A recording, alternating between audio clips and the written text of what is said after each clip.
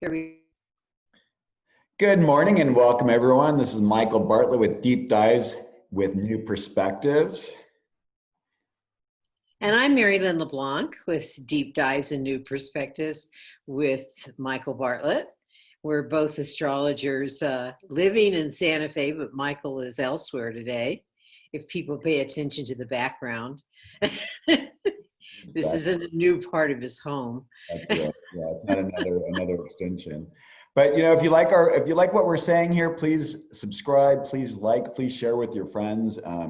As you all know, part of this thing is about getting the word out and helping to encourage other people to live their life in and positively charge ways. That's what Marilyn and I are here to do. And so, is there anything sitting on your mind today, Marilyn? Well, that's a good expression, sitting on my mind. I've been learning a lot about Eris these days. I'm not one to usually add a new discovery because there's so much already. There's only so many planets and asteroids and new things that you can add to your collection. But sometimes new elements that astronomers find out there in space do help us to expand our awareness about certain things. And one of the things I've mentioned Eris, and one of the things that's been heavily on my mind is what she's doing in the USA chart. Now we know, she's been in the sign of Eris since the 1930s. And Eris in the United States chart is, in the US chart that I use, the Sibley chart, is in the fourth house. And, in the 30s, the thing that stands out the most for we Americans is the Great Depression. And the fourth house in astrology is about our homeland in general, our housing, how we anchor ourselves, what our roots are, what's real estate doing, what our families are like, how we're treated as families. And I would include, even though immigrants may, in mundane astrology, apply to a different area, how people are welcomed into the country. And in some ways, the sign of Eris is also about pioneering. So this land is really known for its pioneers. And I say that thinking about indigenous people to the land and how, in the stories of man's evolution on this planet as we know it so far.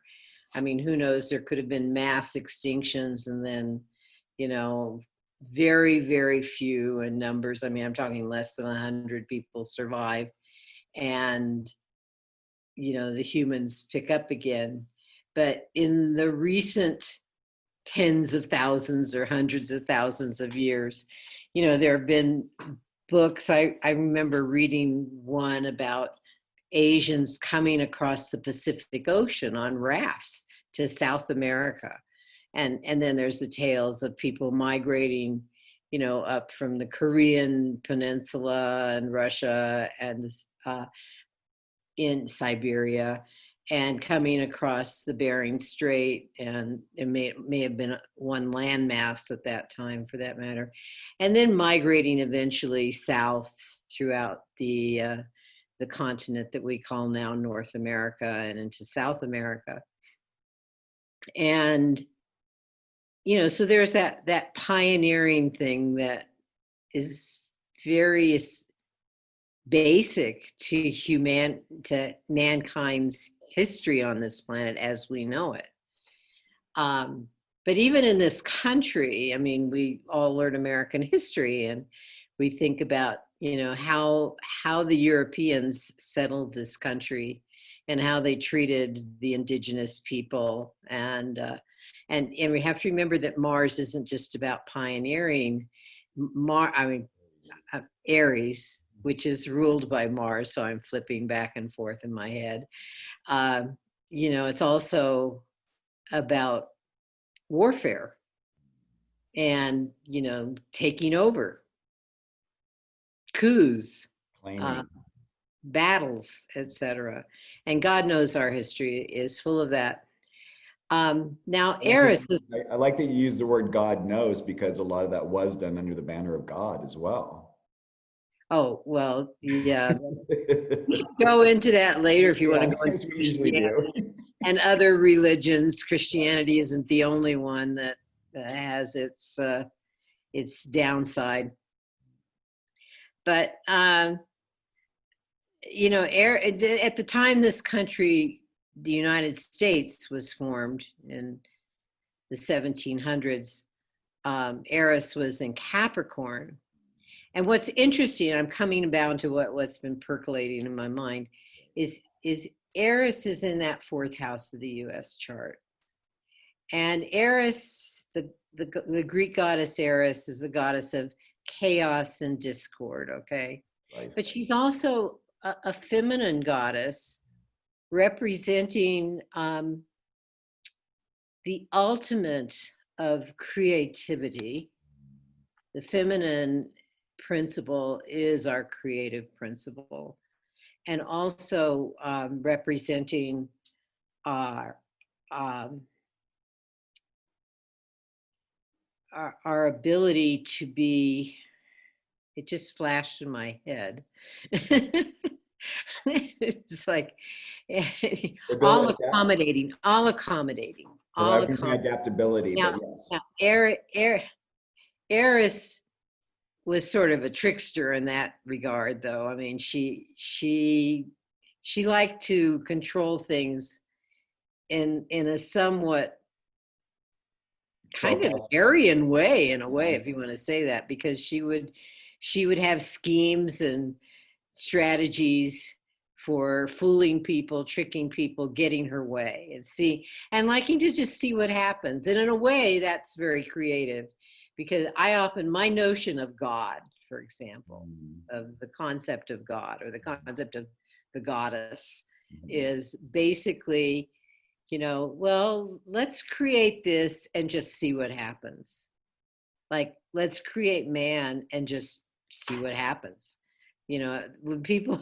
When people think God has a plan here for us, it's not my view. My view is pretty Jungian, I think, in that respect. It's just like, okay, we can do some crazy things, like if you read the mythology about Eris, you can do that. But now, getting back to Eris being at the present time in Aries, she's coming into a last quarter square, or I should say Pluto's coming in to a last quarter square with Eris and in Capricorn. And what do we have going on right now? That Capricorn in that chart is in the second house, which has to do with our personal incomes. A lot of people aren't able to work. The government is needed to sustain certain basic things. And the prospects these days don't seem to be improving as predicted with the fall. They seem to be getting worse. Now, that last quarter square won't be exact for another decade, actually, or more. Yeah, because these are very slow moving bodies. Okay. And Eris takes over 500 years to circle, little more than twice what it takes Pluto to circle the zodiac or rotate around it. Anyway, um, and so, but the applying square is always, I think, the most difficult time, more so than a separating square. I mean, we're kind of leading up to it. Pressurizing.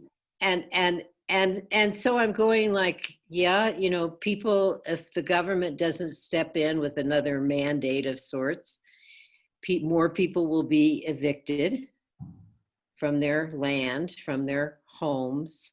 that that they have mortgage payments for and can't meet. This is the fourth house, and they're not able to work, and they've been furloughed, and they don't know if they're even going to ever come back to the work that they had. That's their income, the second house, the income of the individual people. And so I'm pondering this in terms of an applying last quarter square, which is really at the end of what we call, and I do these moon cycles, the disseminating phase.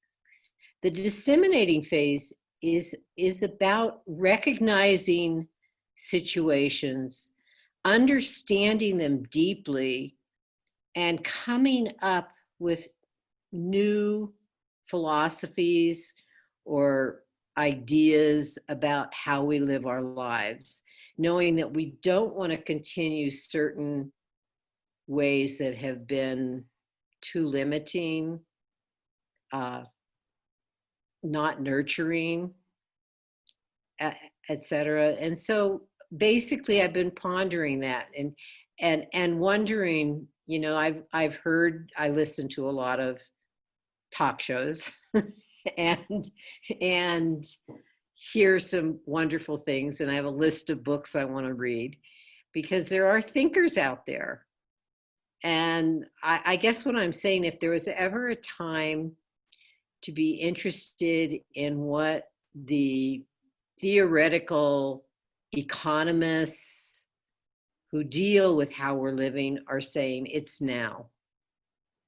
And other people too, and other fields who deal with the quality of our lives, who think deeply about these issues, about how we live, how we're facing climate change. And there are many people in that field who have said, we have to stop living the way we're living. And if there's ever a time to be studying things of that nature, it's now. So that's what I've been pondering, Michael. Those are really great points, because that third quarter square is crisis in consciousness. It requires something that is a little beyond what we learned in the first 3/4 of it. As we move into this, it's that really letting go. It's this understanding that things have been accumulated, and there's some way that it fits in a way, but also fits in a way that, it's funny, like I'm trying to think of it as like the image that kind of comes to my mind is almost like an egg breaking. One of my favorite things for the third quarter is like the Russian doll syndrome, where you have all those little dolls inside one another. No, And yes. I think about it in reverse, because it's, as we're growing consciously, as we're becoming whoever it is we're becoming, it's like we reach these limits, and so first we're in that small thing, and then we go, wait a minute, this is really uncomfortable. And you talked about it a little bit ago, it's the freedom, it's the opening, it's seeing things in a different way, and then it kind of pops. And it goes, oh my God, there's a whole world around here. And then, it goes through whatever that process is, and then it goes through another pop, and it's this greater expansion. And like you said, it's very interesting because there are some amazing thinkers out there, but it's also, there are so many. I mean, when we, I find it like a wormhole getting on YouTube or getting into some of these things and hearing people talk. And I'm very excited about what everyone's sharing, but it's like, how do people get to access that information? How are people that are sitting in these places of being uncomfortable, not knowing what it is that they need to do?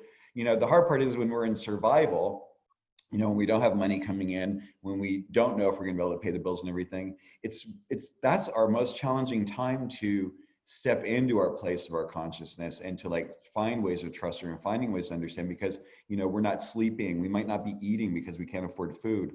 There are all these different things that begin to affect us on all these levels. And I think part of the wonderful thing about the third quarter square is that it requires something to pop. There's something like, I can't keep doing it this way. And so, we have so many people, we've talked about this before, the coming mechanical age, if we're even going to get there, because who knows what COVID's going to do in the next few things. We have this idea we're moving towards this computerized age where everything's going to be done by machines and everything, but is it going to really happen that way? No. Well, it's interesting because when we have new conditions, and there are people out there, if there's ever a time for someone feeling a bit entrepreneurial, like, what, we need such and such, so I'm going to do, like, for example, food delivery, how that whole business has popped up. I've been listening to Tom Hartman and one of his underwriters, the commercials is some, and I don't remember the name, but they deliver the meal. You just have to heat it. And, you know, it's a different menu every day. And I guess it's reasonable. I mean, I'm enjoying having the time to cook. And so, matter of fact, like you, Michael, I've been making, but it's keto. I've been making keto breads. Wow, Imagine that. I made focaccia this weekend. nice. Yes. But of course, that's not, you know, contributing to my livelihood. But, But you know, it is. I mean, it's that thing. I don't know, like you say about what's been stewing for you lately. I'm really paying attention to like how much our time now is very much like the American Revolution and the French Revolution, you know, where we don't have royalty anymore. We have dynasties of individuals who have created these empires where they want their power at all costs. That's our 1%. And it's not really any different than how the royalty were before. But the truth is, we become so individualized as human beings that we don't want to fall in that anymore. So it's like, you know, again, this is that place, you know, how do we choose something differently? How do we, you know, what is it we create? You know, these kids who are making, you know, enzymes that can eat plastics. You know, I mean, that's what it's, you know, what they say, need is the mother of all necessity. Mhm. You know, it's like when you have a lot of free time and you're sitting there going like, wow, you know, this certain thing like irritates me. That's usually what happens. You hear these stories, like people are like, well, I was sitting at home and all of a sudden I was like, oh my God, that'll resolve it. You know, and they come up with this plan because that's how their mind is. There's something that's really nice about the stillness. It's funny, I'm sorry, I'm talking all over the place. There's something funny about the stillness, but the truth is us humans really need a stillness. And I think that's been one of the gifts of this time period is having that. But the hardship is, how does one sit in a place of the unknowing and the anxiety and allow oneself to be? You know, when, like I said, when you don't have a job, you don't have food, you know, you're kind of hustling and everything, so you don't get that. But I think also too, there's something that continues to work in our heads. For those of us who have these really mental brains, you know, the problems are ka-chunk, ka-chunk, ka-chunk, ka-chunk. You know, it's just like, it's just turning it and turning it and turning it. You know, how do I make it work? How do I make this survive? How do I make it so I can take care of my kids, my family? You know, that's what's really up for a lot of people right now. What is that you quoted? You know, necessity is the mother of invention. One of my history teachers used to say that in Latin to us all the time. What is But it in Latin? Do you yeah, remember? gosh, necessary. Okay. Yeah, forget it. Excuse me. After 5 years of Latin, I've just erased it in my head. But what was I? Napoleon Hill, think and do become rich or whatever. He's find a need and fill it. Yeah. Find a need and fill it. So, you know, I mean, obviously getting food, and then the example I gave was somebody found a need and filled it and is doing well. There are other needs that I'm sure, you know, if you sat and you talk about all this time of stillness, Right. that and it's funny because I was thinking of the symbol for the last quarter phase as you were saying that. It's a a man takes charge of a group, he claims leadership, but it's sort of, you get this impression that they've been, you know, through some kind of battle, and he goes, I've got to take charge. That's the need right now to go in a different direction. And that's how it symbolizes the last quarter phase, because it's a something popped in the head and goes, this is what needs to happen and I got to do it. It's not, it's first a consciousness situation where you realize what's going on. So you sit in the stillness and think about different needs, and, you know, start with yourself. What are my needs? And then, you know, be with that, and ideas will start to emerge.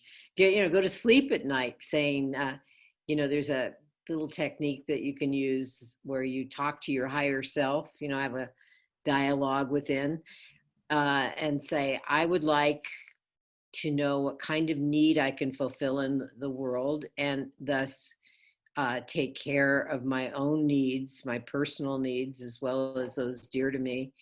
And please show me in a dream. And, you know, doing dream interpretations, you can get a lot of ideas that way.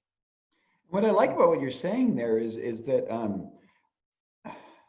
the ways in which we as individuals are also part of the collective.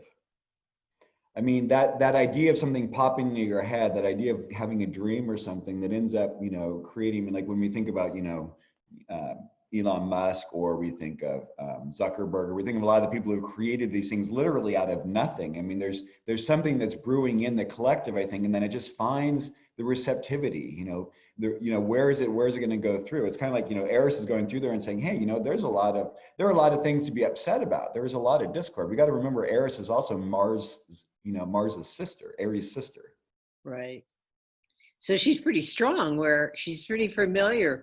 She's got resources to draw upon, her brother. And like you said, she's got strategy. In esoteric astrology, we call Mercury being the higher ruler of Aries. And that's the thing. That's the thing. When Aries learns to strategize and not just go instinctually by the seat of its pants, it's a very different war that happens, right? I mean, it's kind of like what we're experiencing on the planet right now. I mean, not just here in our country, but around the world, there are a lot of these very, what would you call them, dogmatic political systems that are really fighting tooth and nail for what it is that's been going on for a long time. But there are fortunately enough other people who are understanding that, there are far more of us as a collective that need to work together so that we can make this, as opposed to all working together to support the 1%.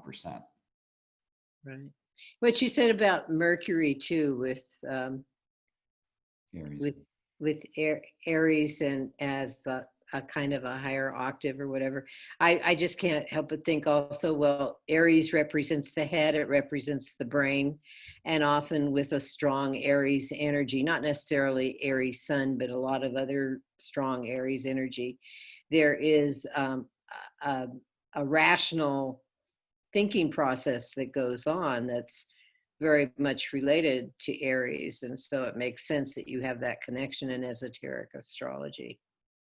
And it's interesting, in astrology, we think of Aries as being so forceful and so pushy, where angels fear to tread, we say all that. But the truth is, those of us who know people who have strong Aries in their chart, they tend to not be that headstrong. There's a little bit of an awareness. I remember sitting in a class with Lauren Nalbandian talking about Mars. She says, everyone's like, oh, it's a sword, and it's this kind of stuff. Well, how many, why aren't we seeing like a bunch of people with Mars and Aries just going around stabbing people, right? It's like there's an understanding they have about what the cost of that is. So in a way, it's almost like, I think there's almost with Aries, it's like it's the potential energy. It's like it's the potential for that to happen, but it knows the there's a Saturnian thing in there. Like there's a maturity of understanding, like, oh, if I do that, it's gonna cost me. Well, when you hear military officers who are highly regarded talk, they want to avoid war at any cost. They're not eager to go off to war at all. And another thing that astrologically on a mundane level is connecting with this conversation too, is in mundane astrology, we talk about Aries as the warrior, but when we talk about military, we talk about it as in the Virgo sign, and so it's sort of a quincunx relationship, an adjustment. There's a fulcrum that needs to adjust things, but it's like the warrior goes into the military. The military is of service, and Virgo is Mercury related, and consequently it comes back to your connection in esoteric astrology.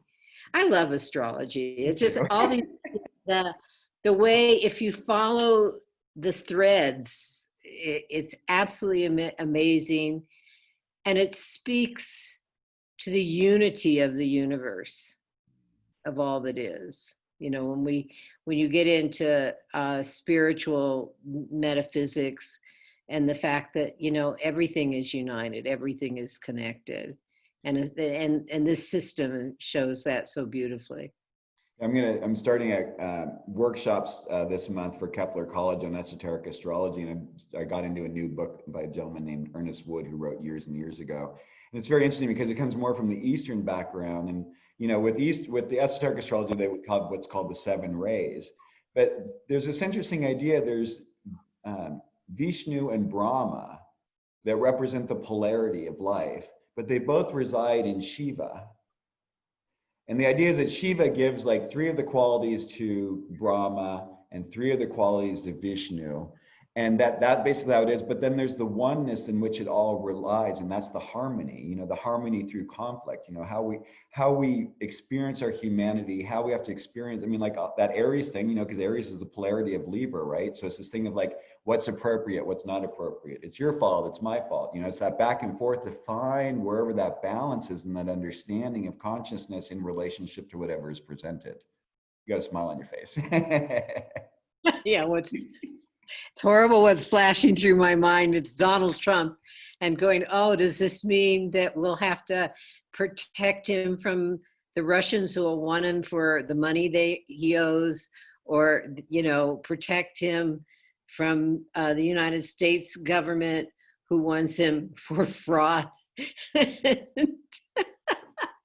And somehow or other, it speaks, just as we mentioned a little earlier with the military and how officers in the military try to avoid war. Well, it's sort of like each of us on a higher level has to protect the other, no matter how egregious their behavior is. That's what's beautifully going said. through my head. I love what you're saying, and to be honest, I've been waiting to see that happening on our political field for the last 4 years. I mean, I'm very saddened by it, but I mean, I also think energetically, I mean, Trump has, for example, he has Mars conjunct Regulus, the fixed star Regulus, right, like in the heart of, that's the prime Leo star. I mean, so you can see, like, he's just so he's so self-centered. He's so self-centering. He really doesn't understand that anything's really happening outside of himself, and he's very fiery. He doesn't care what kind of wars he starts. I'm intrigued. Like after the last. But can you move to a space of sympathy for him on a Oh big yeah, I mean, scale? yeah, because I mean, ultimately, I feel like what he represents is this energetic toddler thing that we have going on in our country, and actually as humans, where we have to start understanding that what we do, how we act, has ramifications and effects. He's had a very interesting life in that he has been able to, the universe has given him many ways out, and he's taken them every single time without having to face any kind of responsibility. Whatever happens after he gets out of office is going to be an accumulated karmic experience. I heard one thing, and this goes to the Regulus and the Mars and Leo, Yeah. is that some networks are going to offer him another television show, and he'll take it. Yeah, I mean, he's going to be offered something. I mean, remember, Leo's the king. And when you think about how his energy is, I mean, he very much is acting like an old world king. I mean, he really just thinks whatever he says should go, whatever he wants, whatever it is in the moment, in the will. I mean, if you read historical, stories, or have read anything about like Louis the 14th, or Christian the Fourth of Denmark, or some of the Georges of England. I mean, they were really imbued with a sense of what do they call it? The right of their kingship, that it was divinely given, and they literally energetically embody that. And he does to a certain extent, but I think he's helping us to see like how that is, and helping, we can see like some people who really enjoy that and appreciate it. They want people to be able to tell them what to do and how to do it and what color to do it in. And then there's a vast majority of people who have gained enough consciousness within themselves to be able to say, no, I think I understand better what I need to do for myself. And that, I think, is really what, the Eris energy, all the stuff in Capricorn, we're just really at this juxtaposition of like, okay, is this right? Do I want to put my energy towards it? Do I want to support this? A lot of us are being discriminating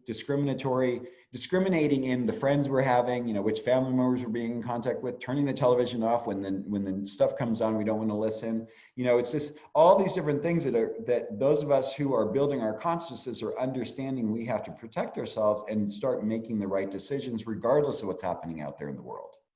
Well, you bring up a point that also reinforces the Sibley chart for me, because this activity that we've been describing with Eris and Saturn and all the other stuff in Capricorn is happening in the lower half of the chart. And that the lower half of the chart is considered the personal part of the chart, where one does go into oneself and, you know, one's private self, as well as just your interaction with family and special people in your life. Intimacy, And the yeah, intimate part of your life. right. And so this time away from work, for the workplace where you're interacting with the masses out there, and they could be, you know, a small group of people to a huge group of people. That's not where the emphasis is these days. Not at all.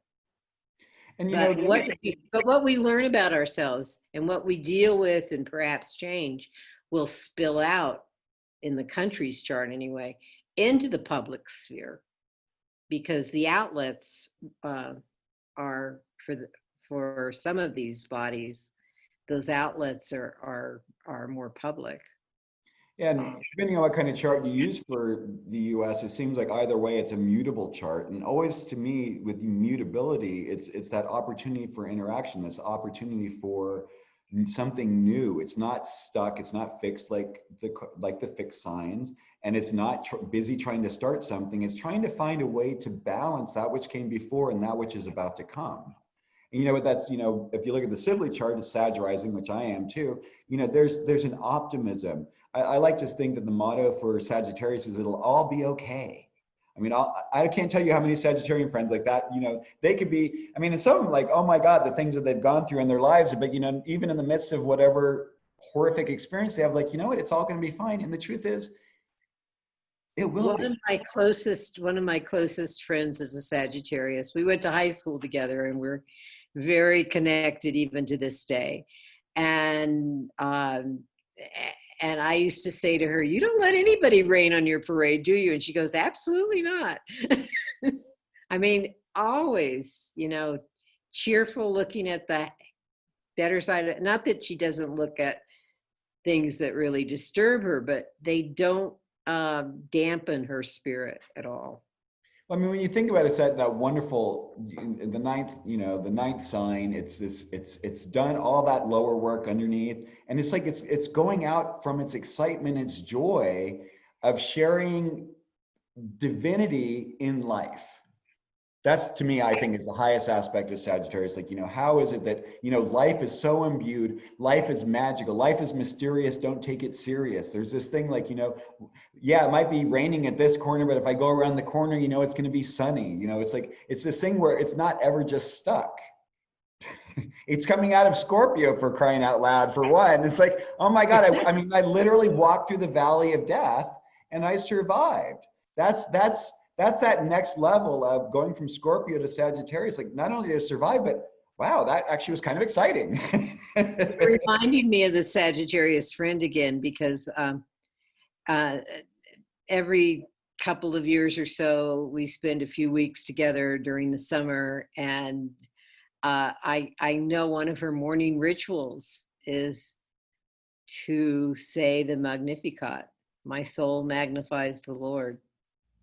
And so she's a practicing Catholic. I She's a am not. practicing Sagittarian.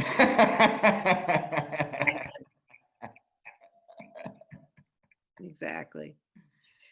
Beautiful. Any other things that are coming to mind, or? Well, there are definitely other things, but I wouldn't want to. I think we've kind of come to close to the end of our usual time here. So this has been interesting, Michael. Thank you for sharing from afar. You're not here in Santa Fe at the moment, and isn't even the, you know, the technology. I mean, what people have invented help us. I'm always amazed at that. No matter what we're going through in our history, we always seem to have things that will help us overcome the hardship. So there's some Necessity is the mother of master all plan invention. out there. Well, necessity, again, is the mother of all invention. It's very interesting. You know, again, I was reading this thing on the seven rays, you know, Ernest Wood, and it's this interesting thing. It says, you know, humans are very different than anything else that's been created on the planet. When we're born, you know, we don't have fur. you know, we're naked. We can't run or fly away from anything that's trying to chase us. So our mental ability is actually really the gift that God, or whatever it is that you want to say, has given us to be able to understand what we need to do in order to meet the needs of life. And that is one of the gifts. And I think, you know, that's what we're finding right now. I mean, this is a really wonderful, rich time for creating. And with all those plants and Capricorn, you know, cardinal sign, planting these seeds, starting these new things, you know, and with our conscious and awareness, you know, I'm excited to see what humans will do. I mean, there's always going to be not so nice representations, but, you know, there's a lot of real beauty that's happening on the planet right now. And I think that's the other thing that we need to also focus on. But you and I can sit and talk each time. How can people reach you, Mary Lynn? You can call me at 505-690-1878 or email me at moonwise@ksfr.org. If you haven't checked out Moonwise, check it out. Go to ksfr.org. Under the programs tab, you'll find podcasts. They're listed alphabetically, so look for Moonwise.